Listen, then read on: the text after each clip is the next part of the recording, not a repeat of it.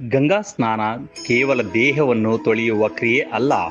ಇದು ನಮ್ಮ ಮನಸ್ಸನ್ನು ಶುದ್ಧೀಕರಿಸುವ ಮತ್ತು ಆಂತರಿಕವಾಗಿ ಬದಲಾಗುವ ಸಂಕೇತವಾಗಿದೆ. ಕೇವಲ ನದಿಯಲ್ಲಿ ಮುಳುಗುವುದರಿಂದ ಕೆಟ್ಟ ಕರ್ಮಗಳು ಅಂದರೆ ಪಾಪಗಳು ಹೋಗುವುದಿಲ್ಲ. ನಿಮ್ಮ ಕೆಟ್ಟ ಆಲೋಚನೆಗಳು, ಕ್ರೋಧ, ಕೋಪ, ಸೇಡು ಮತ್ತು ಕೆಟ್ಟ ನಡವಳಿಕೆಯನ್ನು ತ್ಯಾಗ ಮಾಡಿದಾಗ ಮಾತ್ರ ನಿಜವಾದ ಪಾಪ ವಿಮೋಚನೆ ಆಗುತ್ತದೆ. ಗಂಗಾ ನದಿಯಲ್ಲಿ ಮುಳುಗೇಳುವಾಗ ವ್ಯಕ್ತಿಯು ತನ್ನ ಹಿಂದಿನ ತಪ್ಪುಗಳ ಬಗ್ಗೆ ಪಶ್ಚಾತ್ತಾಪಪಟ್ಟು ಇನ್ನು ಮುಂದೆ ಕೆಟ್ಟ ಕೆಲಸಗಳನ್ನು ಮಾಡುವುದಿಲ್ಲ ಎಂದು ಭಗವಂತನಿಗೆ ಪ್ರಮಾಣ ಮಾಡಬೇಕು.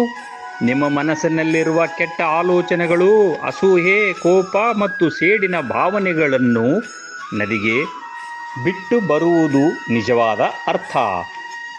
ಹಿಂದೂ ಧರ್ಮದ ತತ್ವಗಳ ಪ್ರಕಾರ ನದಿಯಲ್ಲಿ ಸ್ನಾನ ಮಾಡುವುದರಿಂದ ಗೊತ್ತಿಲ್ಲದೆ ಮಾಡಿದ ತಪ್ಪುಗಳು ಅಥವಾ ಅಜ್ಞಾನದಿಂದ ತಪ್ಪುಗಳಾಗಿ ಪ್ರಾಯಶ್ಚಿತ್ತ ಸಿಗುತ್ತದೆ. ಆದರೆ ತಿಳಿದುಕೊಂಡು ಮಾಡಿದ ಉದ್ದೇಶಪೂರ್ವಕ ಪಾಪಗಳಿಗೆ ನೈಜ ಬದಲಾವಣೆ ಮತ್ತು ಒಳ್ಳೆಯ ಕರ್ಮಗಳನ್ನು ಗುಡ್ ಕರ್ಮ ಮಾಡುವುದೊಂದೇ ಪರಿಹಾರ. ಗಂಗಾ ಸ್ನಾನವು ಒಂದು ಪ್ರೇರಣೆಯಾಗಿದೆ. ತೀರ್ಥಯಾತ್ರೆ ಮತ್ತು ಪವಿತ್ರ ಸ್ನಾನಗಳು ನಮ್ಮ ಜೀವನ ಶೈಲಿಯನ್ನು ಸುಧಾರಿಸಲು, ಸತ್ಯದ ಮಾರ್ಗದಲ್ಲಿ ನಡೆಯಲು ಮತ್ತು ದೈವಿಕ ಚಿಂತನೆಗಳನ್ನು ಬಳಸಿಕೊಳ್ಳಲು ನಮಗೆ ನೆನಪು ಮಾಡಿಕೊಡುತ್ತವೆ.